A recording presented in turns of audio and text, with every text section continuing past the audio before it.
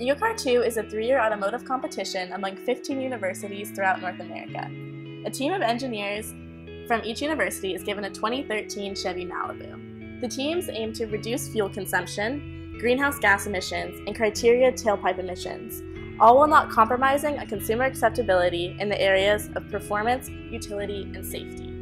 This is University of Washington's first time in the competition. We have a dedicated team of engineers and business people committed to building the EcoCar program at UW from the ground up. The EcoCar 2 competition is unlike any other program in that it allows students from all disciplines to come together and get real-world experience.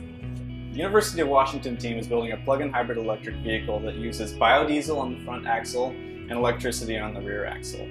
One of the really cool things about that is that in this world you haven't really seen a lot of diesel and electric combinations.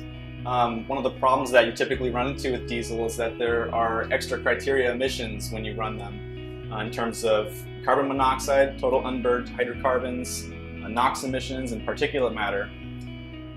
One thing that we're really excited to push is the higher concentrations of biodiesel, because when you start using biofuels from plant matter, you actually reduce carbon monoxide, unburned hydrocarbons, particulate matter, and a couple other emissions. But one problem with biodiesel is that because it's derived from plant matter, there's extra nitrogen in the exhaust.